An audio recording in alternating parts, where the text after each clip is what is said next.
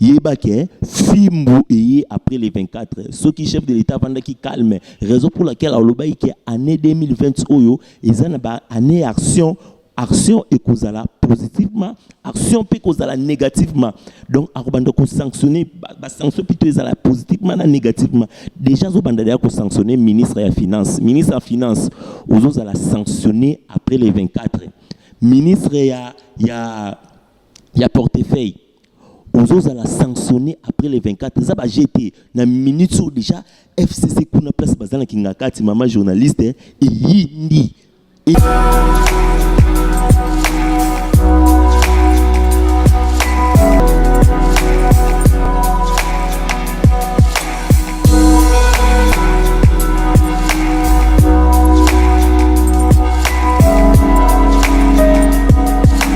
na bino nyonso balandi yoka son de l'utopie esna peli ndenge tokutani susu mkoma lulu na plateau na biso na sanga moko te na sana moko ya bana mboka oyo alobaka kitoko oyo azalaka wana toujours pona kopesela bino toujours masolo na maimatali mboka na biso na kombo ya président Popol oyo ya parlement debout ya matete donc otike sika na mona mboka a se présenter mbote mona mboka. Bonjour maman journaliste kombo na ngande boyebi bolandanga président Popol ya parlement debout naza président parlement debout ya matete na mongo ngande naza président na sepeli vraiment ya na émission na. OK, merci beaucoup mon mboka to ki ongambe mokonza mboka na maima alobaki mukolo ya lobby na Angleterre na Londres alobi pona maimatali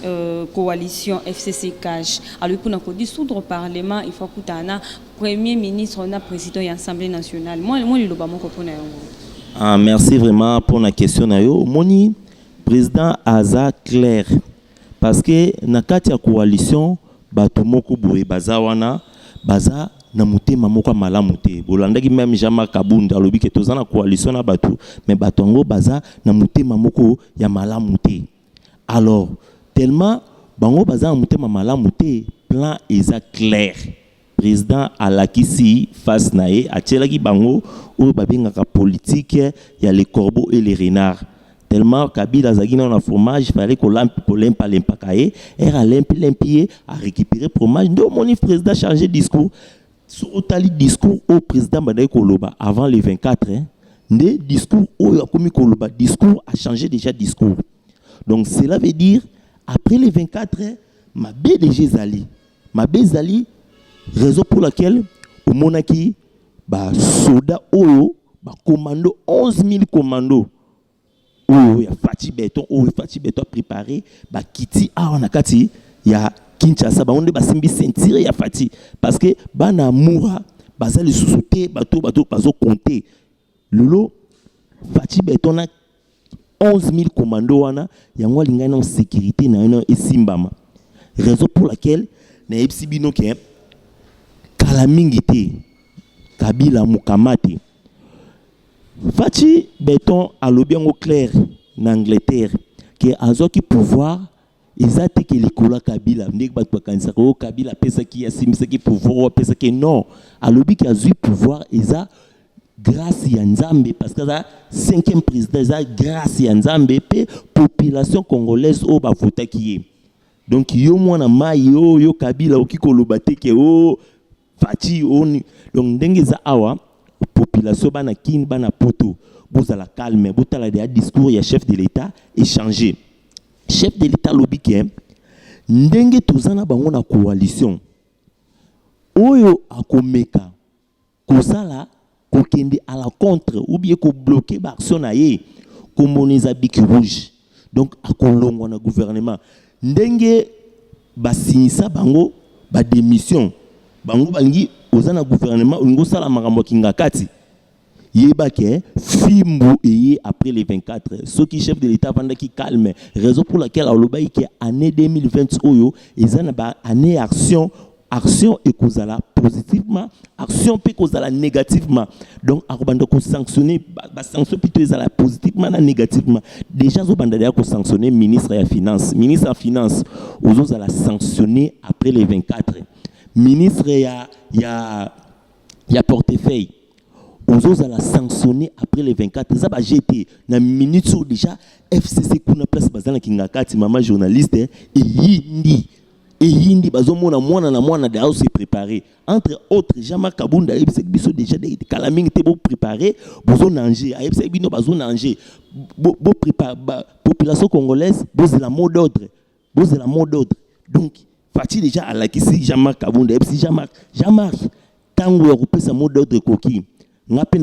na balancer bango raison pour laquelle Fachi Béton a lobby que entre coalition FCC cash na peuple d'abord yé a ko préférer peuple d'abord donc pas na yé oyo peuple a ko loba yango ko sala donc biso peuple surtout lobby Fachi dissoudre parlement parce que souvent na biso to linga coalition anate biso nyo surtout lingi ke a dissoudre parlement. Alors, yango Fachi le biso entre peuple na coalition a ko sala oyo peuple ko loba donc cela veut dire que peuple lingi a dissoudre parlement a dissoudre parlement calamité bon ça la calme bana poto bana kini bino nyonso tout bo mela mai eza ba aventure te soki États-Unis d'Amérique azana sima ya président na kendara toujours musika tomoni Mike Hammer azalaki na Angleterre na Allemagne alobi ke Kabila azo profiter na majorité o azwaki pona asala kabakoka jambe asala akindaka makambo mike na CC alors il faut que ça les stratégies raison pour laquelle le monde que Mike Hammer azongaki na États-Unis d'Amérique bakota ki réunion moko stratégique purement politique na kati ya réunion wana o États-Unis d'Amérique Mike Hammer bazuba décision mi balé makambo tali d'abord kucha pe na kati ya est na biso ezala vraiment kimia ezala makasi parce que yango wana ba investisseur américain de ba ko installer na est alors yango alingaki kimia d'abord ezala kuna kimi kozala après ba investisseur baya mais na kati ya réunion na batali que non ezana mutu oyo bato ba la Fachi Béton cal alors bango ba ko créer tribunal moko spécial pour na bango à part ça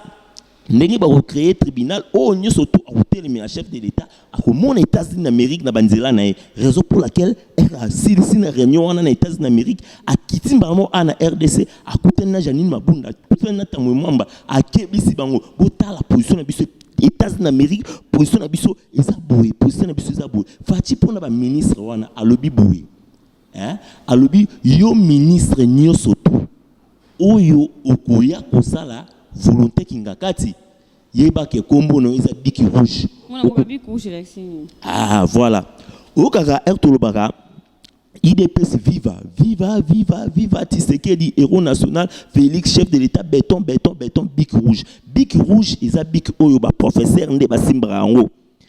ba professeur basimbara bik rouge pour na ko corriger donc cela veut dire ba ministre oyo yo oza ministre ou le sa la volonté à chef de l'état tellement bazo tinda bon alobi ke ba ministre musupe bazo tinda bon ba ABC Fachi non biso to sa la boy parce que kuna ba pesa biso ba instruction non to bloqué boy alors nata o nyoso tout avant le 24 Izaki ba ko talabino alors yesiko yo mwana nkoyi azankoyi azamwana Etienne Tshisekedi o azaki manzaka mankoyi o masura bimi mabatu so ba ko kate soki mokonza mboka ninga dissoudre parlement mais bango basa na majorité papa makambo ngo koleka ndenge ni voilà na ebike pona président a dissoudre parlement et sengeli na cas ya crise persistante le président peut dissoudre parlement a convoqué ministre a convoqué président du Sénat na président de l'Assemblée nationale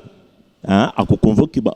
bon mais avant na kota non point na zo kota na point na ngina ebisubu webi que président de la République a lobby que na mois de février Mike Pompeo azoya na RDC azoya ndenga azoleka course na azoleka na Ghana azoleka pe na Ethiopia oya na RDC koya na mission eza moko mission na ye azoya na RDC eza pona koyebisa Kabila préparer mokamate préparer pays no ozo kende na exil azoya koyebisa na ba classe politique tala vision États-Unis yango yo États-Unis linga soutenir Fachi il faut bozala na raison pour laquelle le monde Moïse Katumbi akenda kuna auti na États-Unis ba bendi Moïse Moïse Katumbi ba bendi matoi ba ebisi ke biso position na biso aux États-Unis ils a fatinde aye az espoir ya Congo. Alors nazonga na question na ko dissoudre parlement. Ko dissoudre parlement moni ndenge fati mo lobby ke ba o nyoso tout bazo ko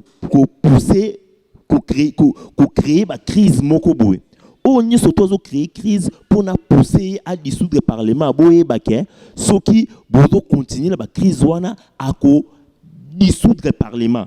Soki bozo continuer donc averti bango ebisi bango ke ko dissoudre le parlement mais sikoyo na kati ya parlement conseil lobi ke le chef de l'État en cas de crise persistante, le chef de l'État entre l'Assemblée nationale et le gouvernement, le chef de l'État peut dissoudre le Parlement. Or, tout le monde dans l'Assemblée nationale, le gouvernement peut dissoudre, mais le chef de l'État lobby qui allait dissoudre le Parlement. Et ça va aventure. Et ça, la pour nous d'abord conflit fait ça. Conflit, on a créé conflit. Parce que y a un nommé qui premier ministre. A révoqué premier ministre. Hein? Le premier ministre, selon la Constitution, le premier ministre est issu de la majorité parlementaire. Majorité parlementaire, c'est la FCC cash. Il y a une majorité parlementaire. La mouka qui est en opposition. Alors, ndenge majorité parlementaire c'est FCC cash premier ministre encore bima soit na FCC encore bima na cash mais soki premier ministre bima na cash premier ministre ana ngaza la université na parlement premier ministre pour nazo pouvoir il faut zola investir na parlement alors yangwana tellement bango baza majoritaire yangwana abimisa ki premier ministre na FCC mais c'est quoi ce qui a révoqué parce que c'est lui qui nomme le premier ministre c'est lui qui révoque le premier ministre alors elle a révoqué premier ministre a vu premier ministre ce qu'on a nommé premier ministre Moutakash à ce moment-là il y a des crises parce que FCC tellement basé majoritaire dans l'Assemblée nationale ba ko lingato ko inverser premier ministre wana à ce moment premier ministre ana obimisa gouvernement na la parallèle o ko zala na crise na parlement à ce moment président de la République a convoqué président du Sénat na président de l'Assemblée nationale la Constitution ne dit pas que le président de la République a droit à vie na bango ayoka vie na bango non la Constitution dit que le président de la République a consulté ils ont point de vue dernière décision ils ont un président dès tout consulter dictionnaire pour que os momoko boso et c'est peli surtout tiki dernière décision ils a yo un hôtel dictionnaire aux dernière décision non n'engue chef de l'État a créé crise wana ya lobby boy boti ndanga tena créer crise parce que soit on a créé crise carrément pour destituer premier ministre a créé une crise à tiaye. Pourquoi nous avons lobby batika créer crise et ni koloba nini? Ah elingi koloba na kata FCC eza na batu oyo bazoko sala ba bloquer chef de l'État ba bloquer parce que ba lingité vice chef de l'État et kokisama raison pour laquelle chef de l'État lobby que oyo bozo créer wana eza ba crise bokeba. Ceux qui vont oser, après les 24, à Suikoyo, pouvoir dissoudre le Parlement. Il y a un salaire à politique, il y a les corbeaux, les renards, on va comprendre, il y a distraire, on va l'équipe, surtout qui, tout comme dans les 24 commis. Alors, il y a un après les 24, va frapper bandit. Ok. Après les 24 ba frappe bandi mona mboka nengo wutu koloba mona mboka moi liloba moko pona FARDC oyo a meki ko bunda bitumba na est oyo aningisi kuna moi liloba moko pona FARDC vraiment pona FARDC na roloba bato bazolobela mambo balkanisation hein botika no ba distraction tala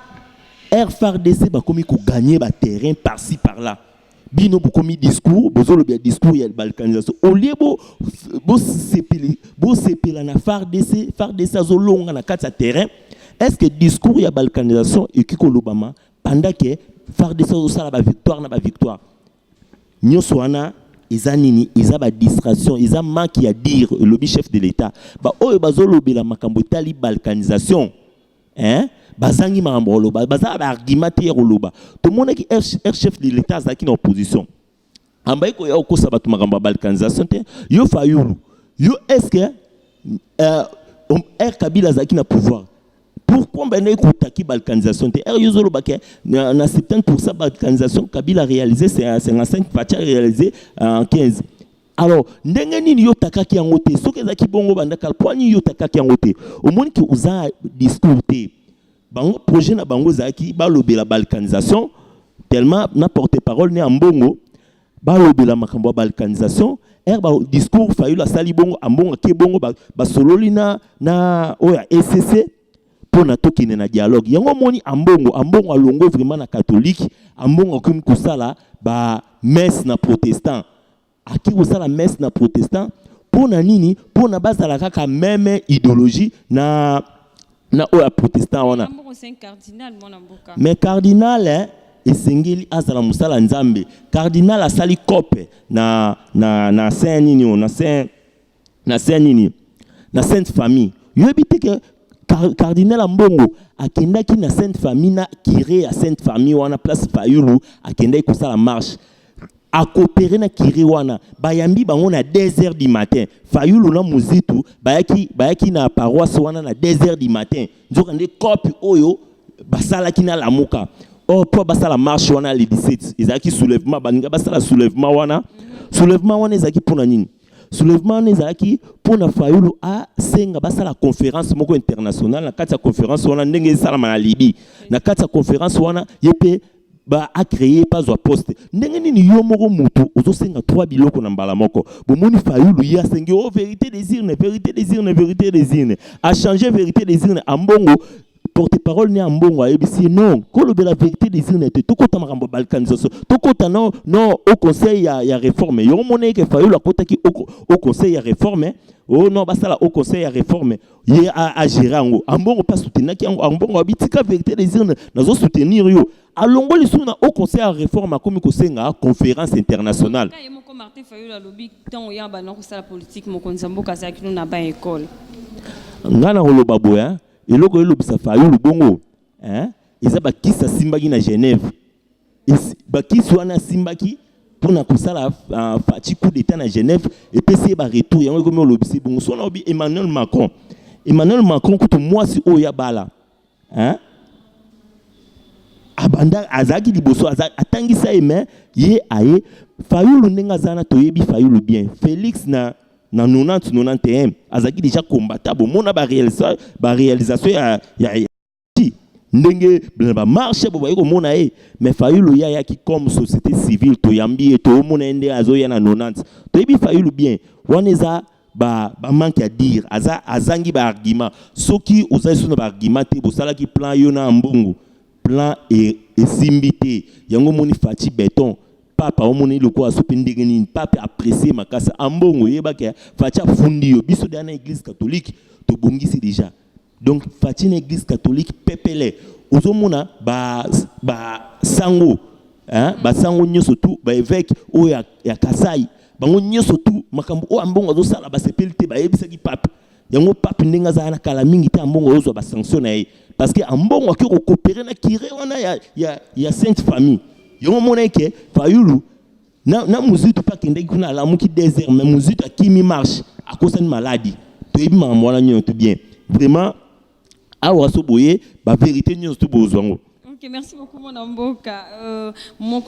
konzamboka lobela ki na matali balkanisation avec onyo so luka balkanisation zando ki azamoyini ya RDC moi le bomoko pona yango voilà mon konzamboka kendaki na 4 chemins te pona lo ba vérité wana eza vérité parce que il y a lobby tant qu'il y a président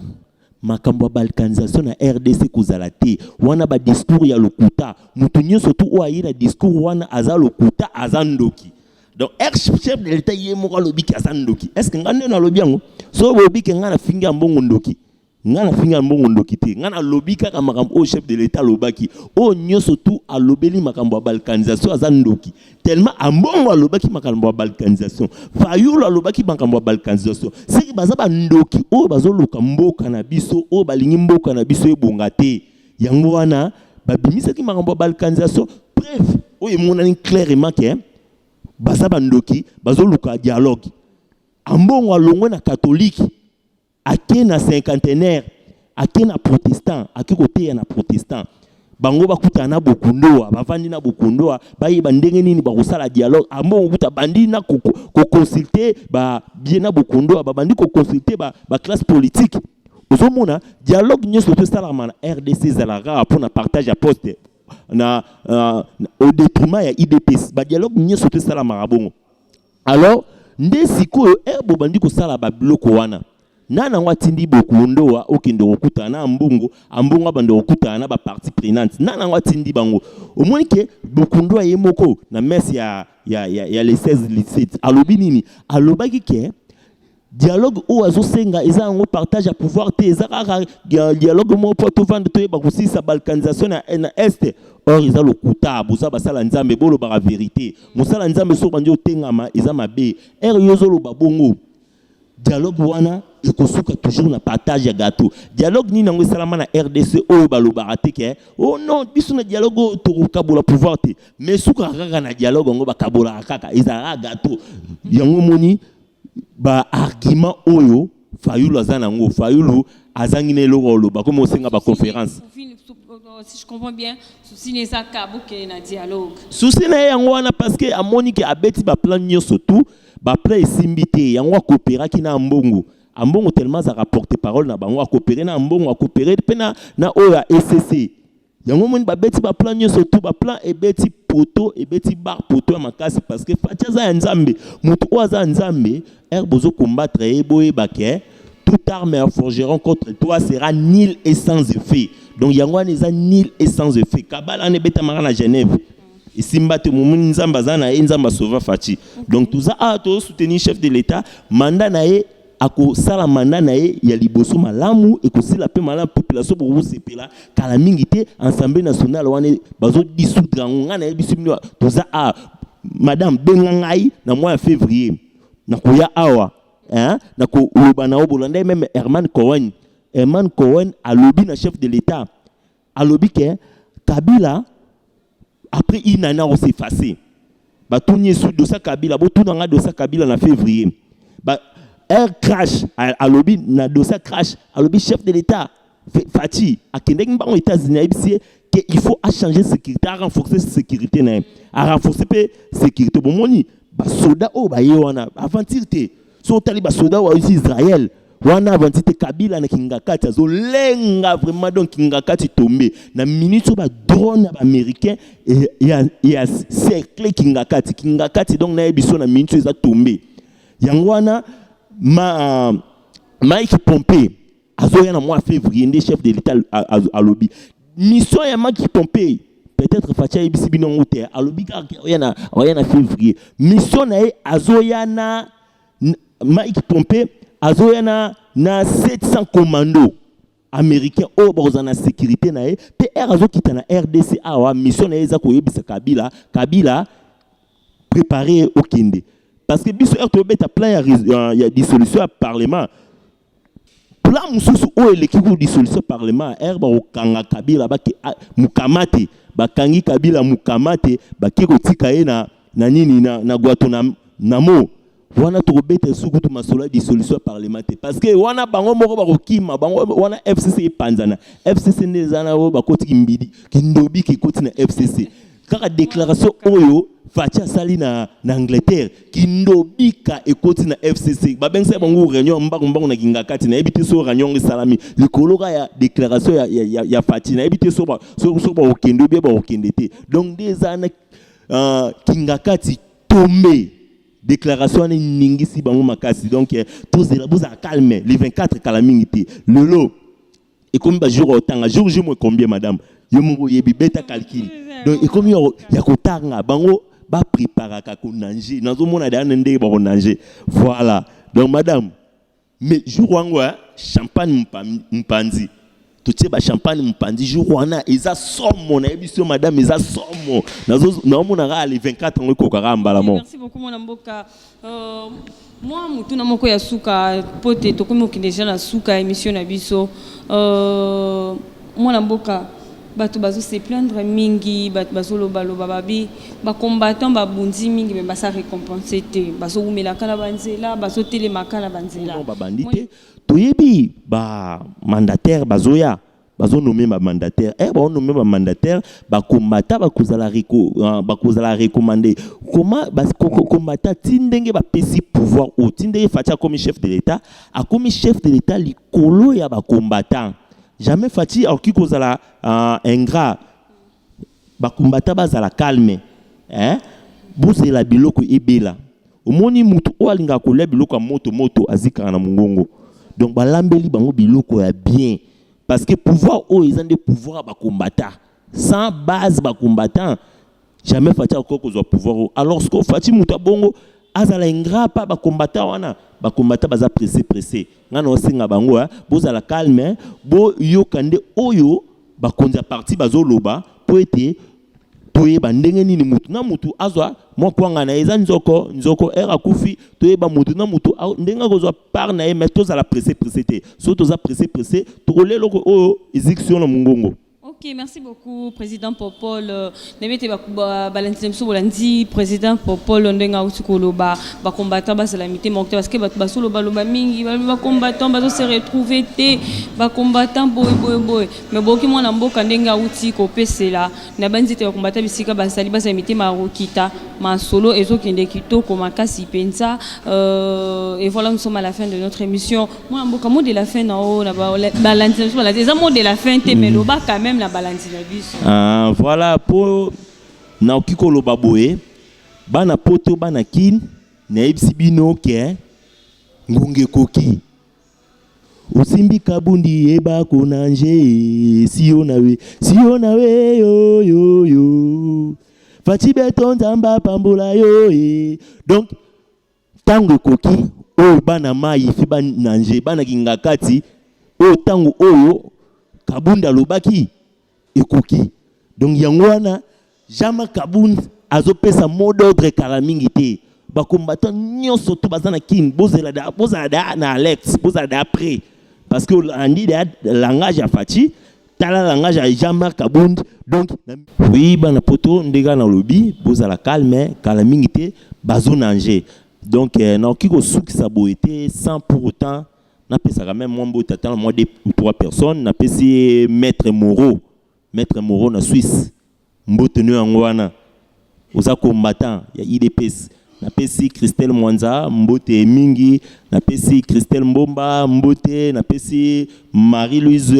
Mbomba Botondo et Sandra Bolombo na pesi bino ba mbote mingi na bosanité yo Clovis Bokama lungwana la muka IDPS yaka na IDPS na États-Unis yaka na IDPS donc na pesi ba collègue na ngani to service mbote ngana bino numéro na nga mutu nyoto nga zo ngai numéro na ngai ya téléphone isa 0 plus 243 082 75 plus 243 82 75 73 741 plus 243 82 75 73 741 waneza WhatsApp te waneza appel normal to sololi na yo ozui ba réponse par rapport ya émission par rapport ya politique actuelle ndenge zo leka na RDC wana ozwa makamnyo surtout ndenge même Kabila ndenge linga kima Mike Pompeo azo ya awa azo kima azo pesa imba moko ndenge Mobutu bomonaki Mike